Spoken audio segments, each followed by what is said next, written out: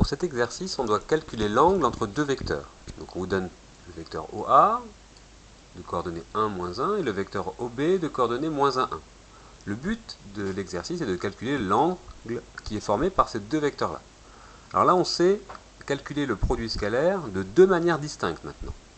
On connaît le produit scalaire en faisant le produit des composantes. Donc la première étape, je vais faire le produit scalaire OA-OB en faisant 1 fois moins 1 plus moins 1 fois 1.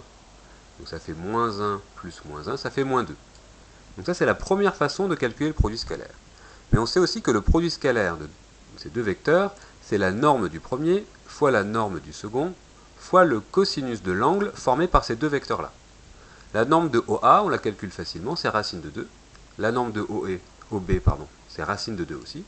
Donc on sait que racine de 2 fois le cosinus de l'angle entre les deux, c'est égal à moins 2. Donc on sait que le cosinus de l'angle entre ces deux vecteurs, c'est moins 2 sur racine de 2 fois racine de 2. Racine de 2 fois racine de 2, ça fait 2. Donc ça fait cosinus θ égale moins 2 sur 2, ça fait moins 1.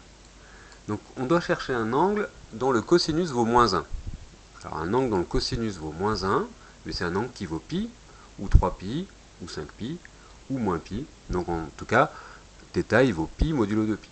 Donc quand on parle d'un angle entre deux vecteurs, eh bien on a une réponse à 2pi près. Mais en général, on vous donne la valeur principale de l'angle. D'accord ? Quand on vous dit que deux vecteurs sont orthogonaux, que ça forme un angle droit, la réponse, elle n'est pas à 2pi près. Un angle droit, c'est 90 degrés et un point, c'est tout. Donc là, on va donner la mesure principale de l'angle, c'est-à-dire pi, ou moins pi, admettons. En tout cas, l'angle formé par ces deux vecteurs est un angle plat. Ça veut dire que les deux vecteurs sont collinéaires. Et on pouvait le remarquer très rapidement en disant que, ah, tiens, OB et OA sont opposés, donc on peut dire que l'angle formé entre les deux était plat. Donc là, il n'y avait pas de calcul particulier à faire si on remarquait cette propriété-là. Pour la deuxième question, on a le vecteur 2, 3 et le vecteur 4, moins 5.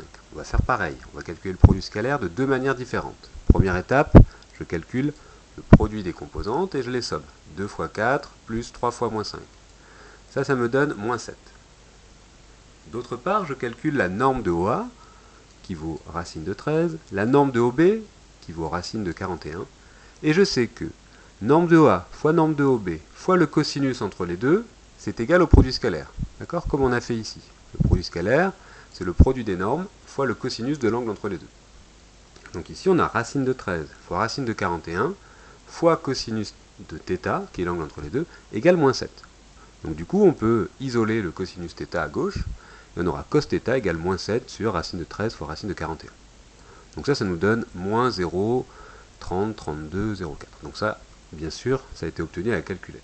On ne peut pas le faire de tête, je ne vous demanderai jamais de savoir faire ça de tête.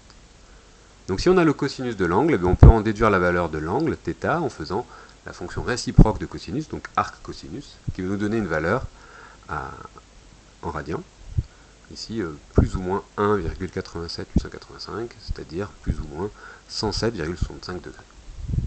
Si le jour de l'examen, vous n'avez pas le droit à calculette, on vous demandera juste de vous arrêter ici, sans avoir cette valeur approchée, là par exemple, mais juste avec cos θ égale ce quotient. D'accord ? C'est ce qu'il faut bien capter, en tout cas dans ces exos, c'est qu'il y a deux façons distinctes de calculer le produit scalaire, et grâce à ces deux façons distinctes, on peut en déterminer le cosinus de l'angle formé par les deux vecteurs.